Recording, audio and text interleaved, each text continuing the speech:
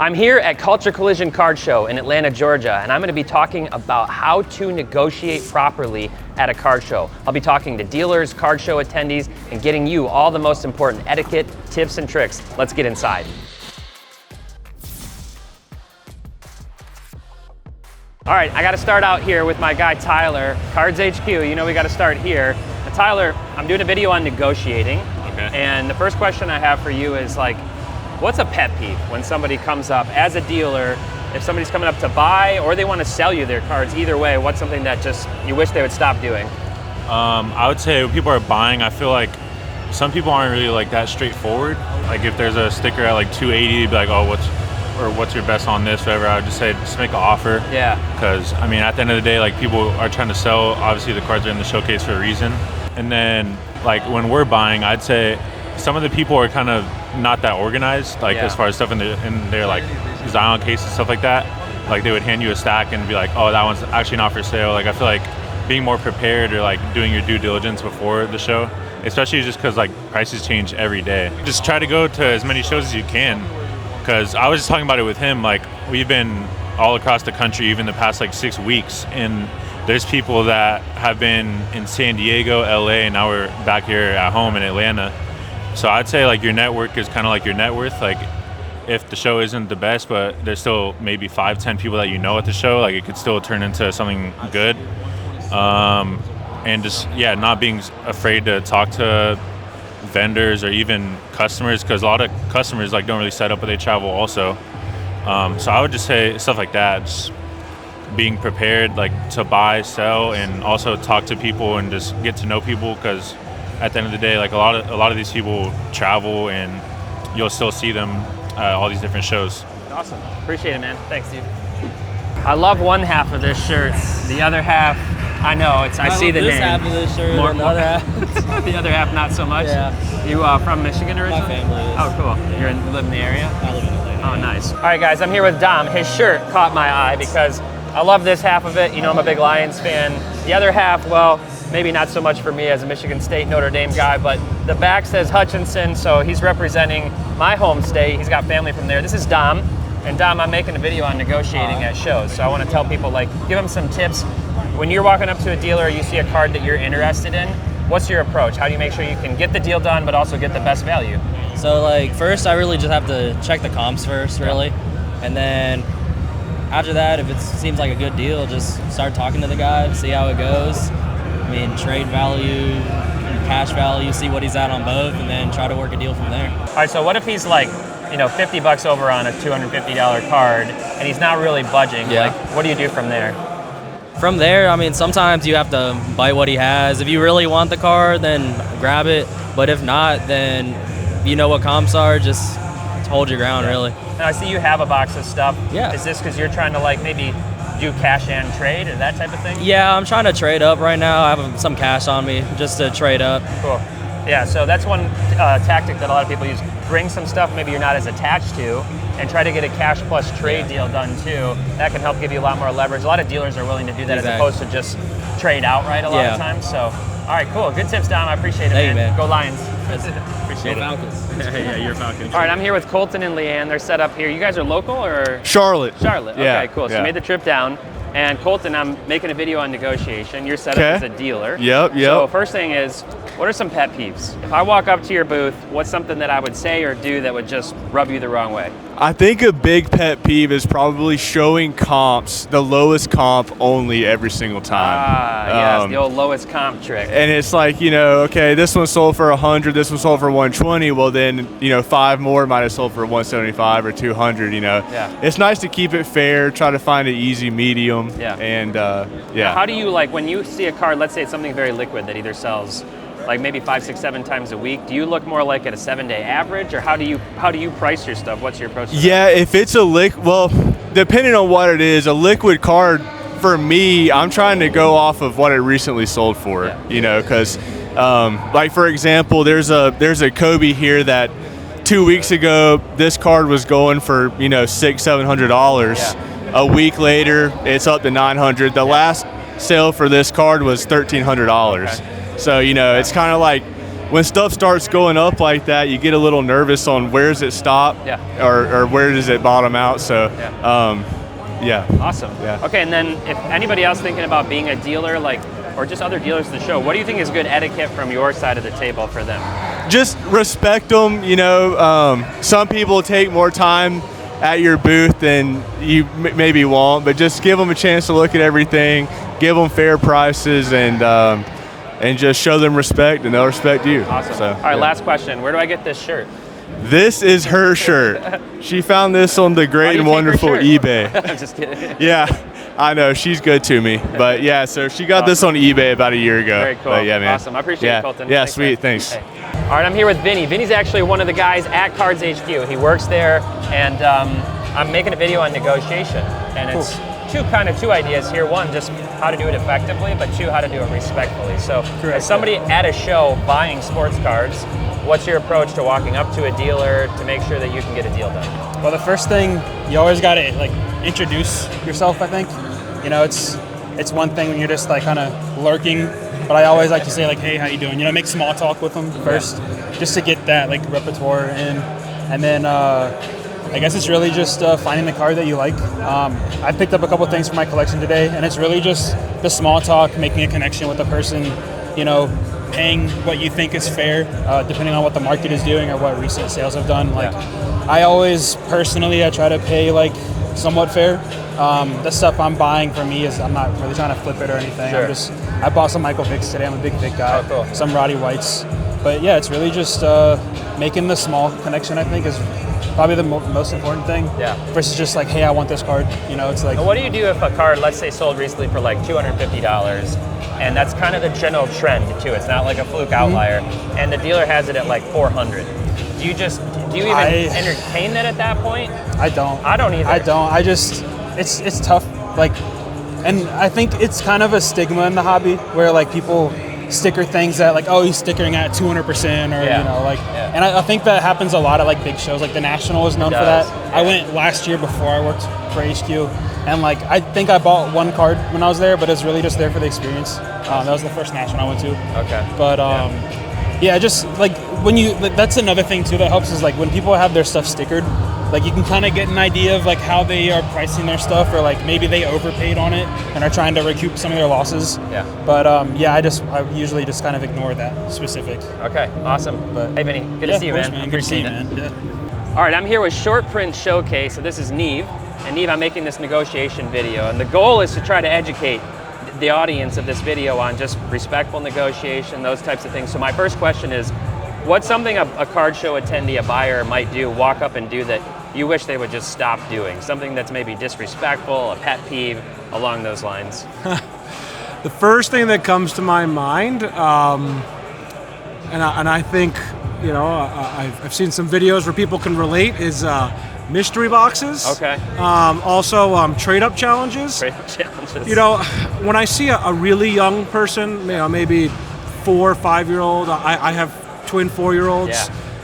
I love it, and I want to encourage them. But when I see like a 16-year-old do a trade-up challenge, I think it's more intended for a younger audience, perhaps to educate them on having some fun and negotiating and speaking to adults.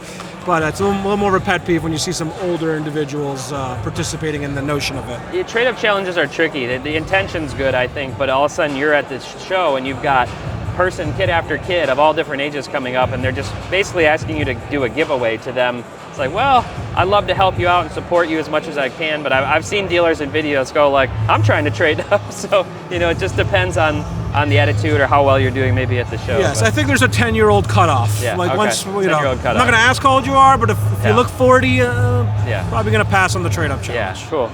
And then one other question is just for other dealers, like, what recommendations do you have for them on how to approach negotiating? Just, you know, to do that respectfully, but also to do it effectively, so you can actually, you know, buy cards. Yeah, you know, I've been in sales for 30 years, and it's funny how many dealers and just consumers never put an offer out.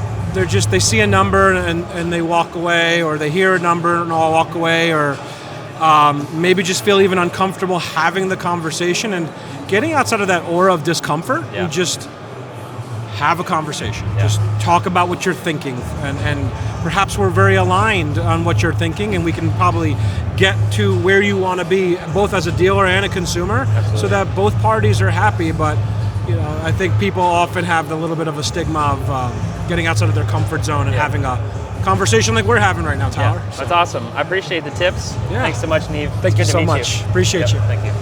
Appreciate it. All right, guys, I tracked down the famous Lechner here from Cards HQ Breaks. He was also live at the National during trade night. They're doing a great job. So, talking to people about negotiation at card shows. Happy to see you here. And just when you're walking up to a dealer, how do you approach the dealer table? But more specifically, negotiation is intimidating for a lot of people. How do you do it respectfully, but also try to make sure you can get the best price on a card from a dealer? Yeah, absolutely. I mean, honestly, like I try to also put myself in the dealer's shoes, right? And if I'm selling, I'm never scared of anybody making me an offer, right? So I kind of try to take that same approach if I'm offering someone. Like if I offer you something, like I try to be, fair, respectful, and usually people have sticker prices for shows that they're stickering it specifically for the show. Usually there's a little bit of room, hopefully. And so, as long as I do my homework, look at comps, things like that, I feel confident making a fair offer.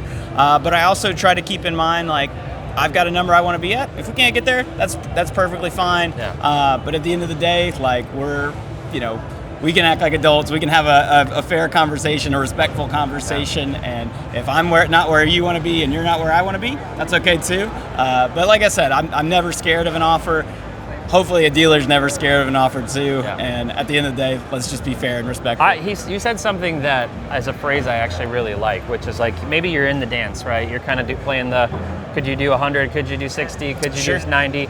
And you get to that point where you legitimately are like, here's my max number, right? You say, the best I could do is 80, and I understand if you can't get there, that's fine, but that is definitely my max, And sometimes they might go back and go, could you do 85? But like, you're just like, I'm firm at 80 really, but like, it's okay, I understand if you can't get there. That phrase just shows like respect, and it's a little bit disarming too. It's like, it lets the other person know you're not trying to browbeat them. That's right. You're just like, look, I just can't overpay for this card. That's right. So awesome. Any other tips for shows or anything like that? Honestly, just be confident. Like, honestly, that's kind of one of the biggest things that's like just helped me in general at card shows. Not even just at card shows, that's just in life in general, right? Is just being confident. If you're confident and if you're not scared to walk away, like I think those are the two biggest things that I would say. When I was in Air Force officer school, which didn't last, that's a long story, we had to memorize quotes, and the first quote they made us memorize was, "Confidence is contagious, so is a lack of confidence." Vince Lombardi, Green Bay Packers. So I don't like quoting the Packers if I don't have to as a Lions fan, but it was a quote that stuck in my head. I think you're onto something. So, I love it. All right, thanks, man. All right, hey, good to see you, Teapot. All right, man. All right, so let's think about what we've heard so far here. One thing is just don't be afraid to make an offer. I've heard dealers say that now, and I've heard people at the show say they like to do that. Make an offer, don't be shy. And the other big thing is just being prepared. Have that comp data ready. Use market movers to get the most recent comps. And the nice thing is you can see charts, you can see last 7 average, you can see the prices in other grades, all kinds of different tools to help you at card shows. If you go to marketmoversapp.com, put in code DIVE, D-I-V-E, you'll get 14 days free and 20% off for life. Now let's talk to the guy who started Market Movers. Let's go talk to Jeff. Okay, Jeff. Hey, I recognize this guy. How you doing? How you doing? I'm not always used to seeing you on this side at the I shows. know. Usually you're walking around like I am making content. I'm a dealer today. You're a dealer. By the way, perfect. you're filming Market Movers? Yeah, Market Movers. I'm filming Sports Card Investor. Oh yeah. Look at that. This is like the Matrix now. Video inception. We're on both YouTube channels at the same time. This is crazy. I love it. Awesome. So, What's I'm up? making a video on negotiation. I know you've done videos on this topic. Sure. So I'm talking to dealers, and then I'm talking to guys at the show, gals, people, and trying to understand, like, from both sides, how to do it effectively. Sure. So there's one piece is etiquette. Okay. The other piece is like, how do you just win the negotiation, get the best deal? There's a competitive aspect to it. So start with a dealer. Yes. What's your approach as a dealer, buying and selling when you're on that side of the table? By the way, I will say, I think the number one tip I would have is if you really want to win negotiations and get the best value for your buck, be on the dealer side of the table. True. Like, pay the money. This show right here costs $300 to buy a dealer table, right? Yeah. I paid $300 for this. If you buy a dealer table, psychologically, people expect the dealer to get more. It's just like a psychological thing. It's like the power is over on the dealer side of the table. So like if you walk up to a dealer table and you're trying to sell a card, you're kind of expecting, and the dealer's kind of expecting that they're going to offer you some percentage of comps. Yep. Like, here's 80% for your card or something like that, right? And you're kind of expecting that. Yeah. Whereas if you were to try to offer a dealer 80% of one of their cards, you're probably expecting to get told no, 99 out of 100 times. And the dealer's probably expecting to tell you no, right? So just that difference of being on the dealer side of the table, it's very worth the whatever it costs to get if you're serious about it, right? If you're going to be there all weekend and you're really trying to maximize value. But besides that, I would just say, like the whole thing can be cordial. Obviously, it should always be cordial. Yeah. Fact-based is easiest, and fact-based means doing your homework and understanding comps and understanding. Yeah. I just did a big $10,000 deal here using Market Movers, and it was an interesting one because there weren't recent sales on any of the cards, but we both had kind of a good mindset of like, let's go look in other grades and let's go look at other years of the same card. And once we both did that, we were a little off. We were a few $100s off on what we thought the values were, but we were pretty close. And so then that at least got us to a starting point where we were kind of within a nice range, and it was a fact-based discussion at that point. Yeah. I was kind of trying to convince him as to my points. He was trying to convince me as to his points. We ended up meeting somewhere in the middle. Yeah, okay. And then on the other side, when you're trying to buy, so you just talked about the leverage that the dealer has. Yep. A lot of times you're buying from dealers. Yep. Like, how do you get them to budge down even if it's only 10% or 15%? You know? Ideally, you're buying multiple things. Like, that's one area where I've seen dealers being most willing to drop below comp and work with people is if the person's coming up and saying, hey, I'm interested in 3 or 5 or your entire showcase worth of cards. When we go to card shows for Cards HQ, and we will sometimes, buy a bunch of cards off the dealer, and we have to get good margin. The way we get good margin is by literally saying, we're going to buy your entire showcase or we're going to buy your entire table. We'll buy it all if you give it to us for 80%, 85%. And then sometimes dealers will say yes to that because it's the time value. It's like, they could be like, yeah, I could sit around here and try to get 100% or 110% and sell them one by one over the course of the show and still go home with 3/4 of my inventory that didn't sell, or I can sell it all at once except a lower price. But we're done. Go home with a big bag of money. Yeah. Wife's happy. Everybody's happy. Yeah. Okay. Yeah. Cool. Well, I appreciate it. I'm gonna keep making the rounds, but I think this video will be good for people. Good. I'm to excited to understand see. both sides. I'm excited to see what other people tell you. Like this was good education for me. I'm excited to. I'll have to watch for sure. They told me don't do deals with that Jeff guy. Yeah. It's good to see you, man. Appreciate Have a great it. show, Thanks. Teapot. Today's Market Movers video is sponsored by Whatnot. Whatnot has live auctions of all kinds of sports and trading cards every day and night, starting at just $1 for packs, boxes, breaks, singles, and more. It's a ton of fun, and if you scan the QR code on your screen or use the special link in our show description below, you'll get $15 in free credit when you sign up for Whatnot. All right, guys. I'm here with the man who needs no introduction, Mr. Joe Davis. And Joe, this time I'm making a video on negotiation. All right. Kind of an intimidating topic for a It lot is. of people, Yep, right? it is. You've been negotiating. How many deals have you negotiated over Thousands, the years? thousands. Tens of thousands. Yeah, tens of thousands. Yeah, maybe yes. even in the 6 figures. Yeah, so, possibly so. If I walk up to your booth, you got a lot of stuff here. You got it all stickered. What's one thing that would just be very off-putting right away, kind of a pet peeve if I come up and I do this? If you came up to me and you basically insult me based upon a price, that's not a good way to start the negotiation. Yeah. It's much better to lead with, hey, I think that's a fair price, but I would really like to be in it at blank. I love that. Compliment the seller first. Yeah. Be honest with them. If you believe it's a fair price, it's one thing to say it's fair, but it's still okay to say, but I'd like it a little bit cheaper, But I hate it when you get a lot of, well, the comp's this, therefore that's all I want to pay. And so I'm often on the side saying, well, I didn't sell it for that. And so maybe someone did choose to take that price, but that doesn't mean I'm obligated to. Yeah. So now if there's 50 comps at that, then that's a different story. But often we get, hey, one sold at this 2 years ago on this other auction site, and therefore will you match it? And so when there's very little comps to compare with, that's very, that's off-putting as well. I call that the lone comp fallacy. Exactly. Yeah. Yeah, that's a great point. And then if somebody else is like thinking about setting up as a dealer for the first time, just any tips for them in terms of just how to negotiate on your side of the table?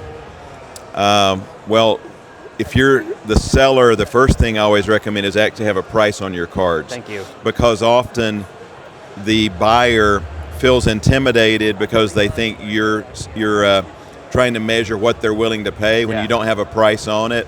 And it's like they're sizing you up like, I wonder how much I can get out of this person. So it's much better, we price everything. And not that we don't work with collectors, but lead with, here's the price I would like to get. Maybe I'll work with you on a large deal. So that's the first part of the process. Do the work and actually price your cards. And then, understand how much flexibility you have. I mean, some in this, some in the data-driven world we have now literally have, they know they've got everything in they got everything on their phone. They know what they're in it at. Yeah. I'm not quite there yet, but a lot of them I know in my head. Yeah. But if you're that thorough and you actually know what you're in everything at, you know more of how much room you got to work with. I do wonder sometimes, and like you said, so a lot of it can be in your head, but like if you have this many cards and you don't have anything priced, right? And I'll ask a dealer like, what are you looking for on this, particular card? And they just like rattle off a number right away. Like unless you're Rain Man, like, and you looked at all these last night, but then didn't put stickers, like how do you, maybe they know, like you said, maybe they just bought it, they know what they're into it. Right. But the sticker is the biggest thing for me on this side. It's like, right. I want to just know so I don't insult you accidentally or something. Correct. Yeah. Because Awesome. I often just pass tables if there's no pricing. I'm like, I don't want to get into them trying to figure out what they, I'm like, I want to know a starting point. And then if I think it's reasonable, I can work off of that as the buyer. Yeah. But I like to know where we're starting in the first Absolutely. place. Yeah, awesome. I appreciate it, Joe. All right, Thanks sure so much. thing, man. Hope you have Great a seeing show. you. Yeah, you too. All right, I'm here with DJ. I see DJ all the time at Cards HQ. he's local in the area, and we've watched games on the couches there and stuff. So, DJ, we're making a video about negotiation. If you're trying to get a deal done with a dealer, like, what's your approach to starting the conversation, and just how do you try to make sure you can get a fair price? I would ask them first thing is, what kind of players you're looking for, doing it by season, like right now here, obviously it's football season, you're heading toward basketball season. You want to go shopping around for those kind, figure out what season it is. Then you want to figure who are the key players that you're hunting down. So for me, of course, it would be like Jane Daniels right now, who's doing spectacular his rookie year in his second year, although they lost last night.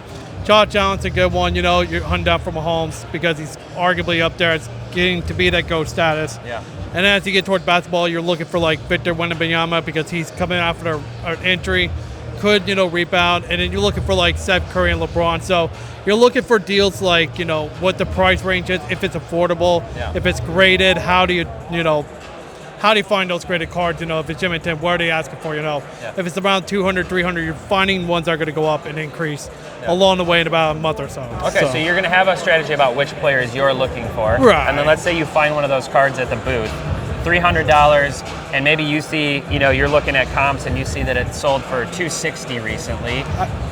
What do you say to the dealer? I probably would say, like, can we do, like, if it's like $260, I'd probably be like, can we do $240, $245, just to make it fair, or even lower, depending on how, if it's declined lately, then, you got to try to drop it a little bit. But if it's gone up, if it's like a $300 card and, it's been going up, say, $250, $270, $300, be around like $280 or something, something around that price So you range. come in with a number, just get the conversation going and see what they say. Exactly, yeah. Awesome. So. Yeah, that's perfect. I appreciate it. Thanks, Not DJ. a problem, not a Thanks, problem. man. All right, guys, I'm here. We're going to close out with Mr. Jordan Riker, Jordan's Sports Cards. I'm sorry, I want to make sure I get it right, on Instagram.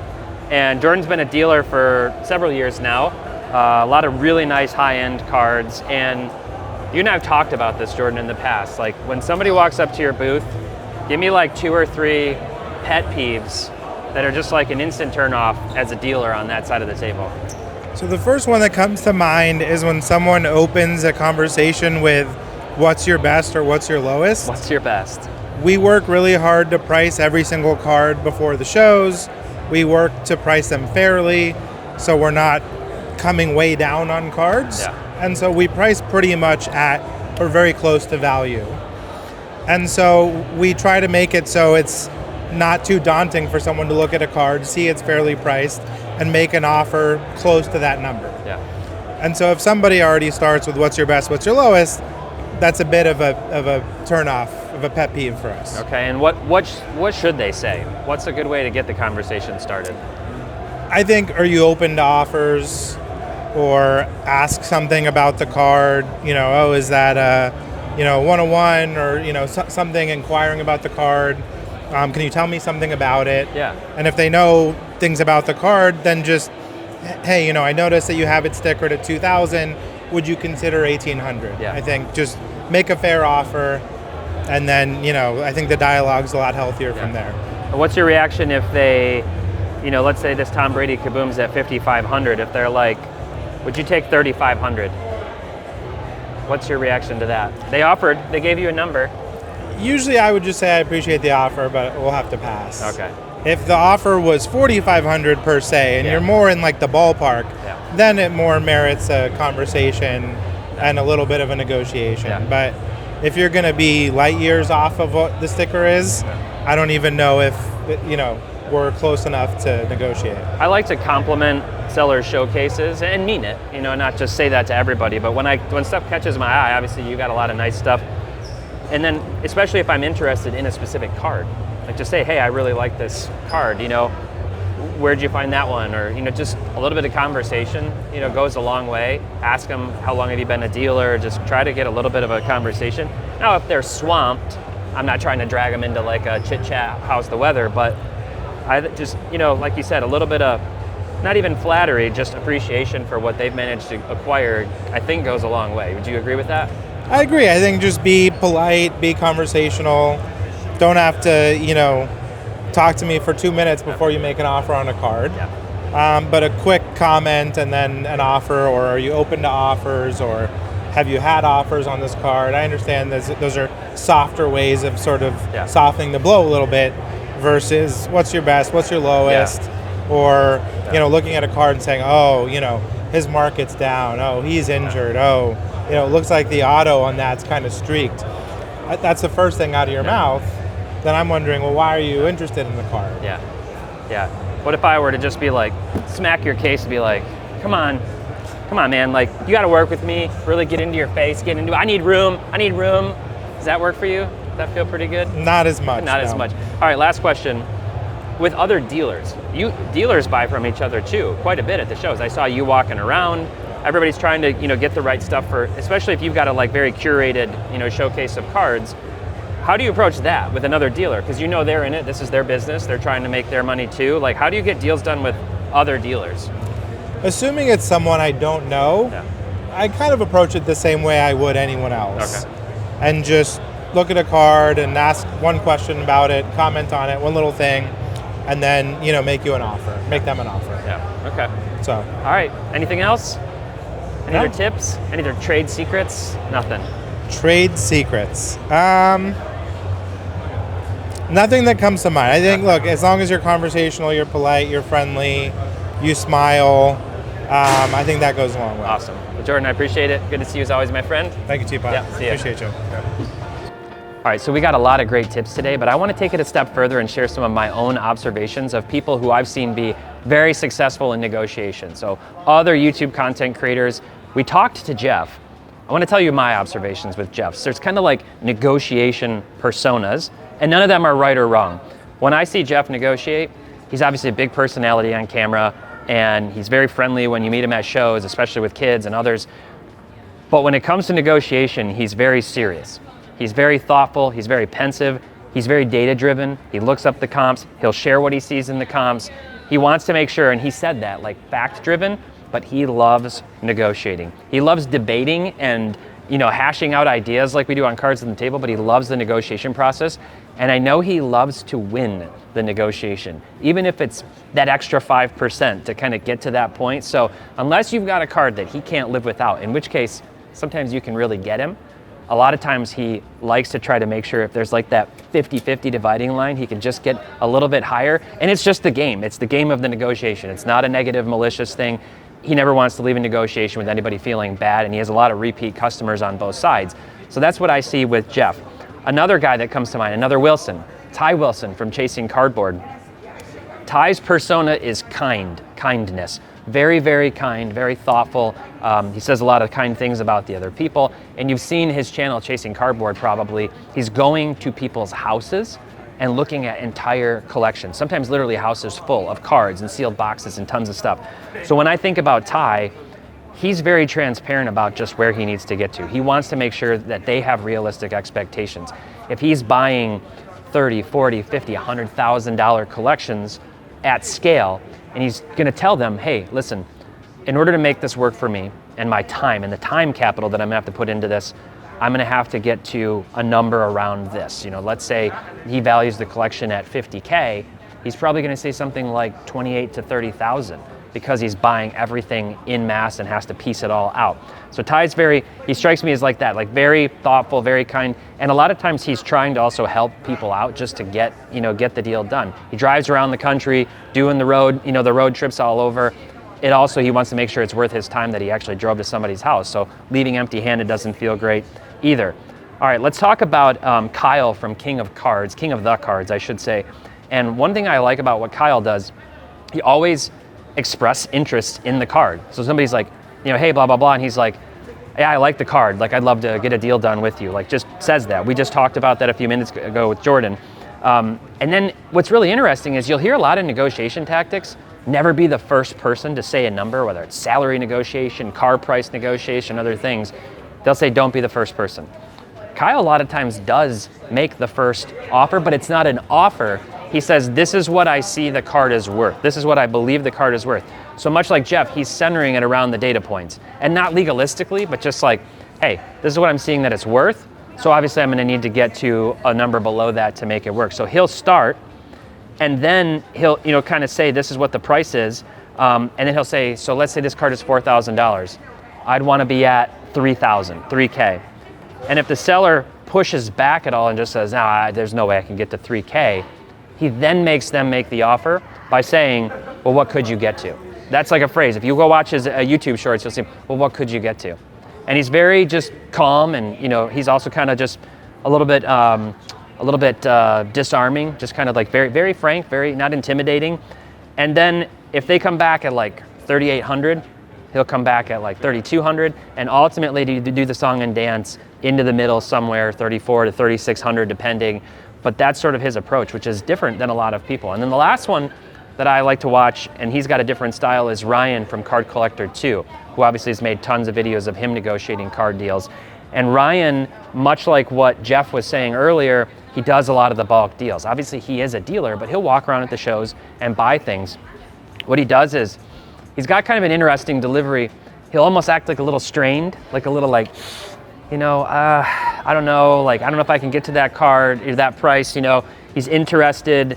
I think that's an authentic reaction, but he's just like, I've got to make sure, he's thinking in his head, probably running all the numbers. I got to make sure I can sell it for X at my shop. And so it's a little bit more of like a hesitation move, a little hezzy. And then he'll say, well, what could you do on it if I added in these two cards? So maybe they've already had the single card negotiation and they can't quite get to his number. And then he'll say, what if I added in these two cards? What could you do?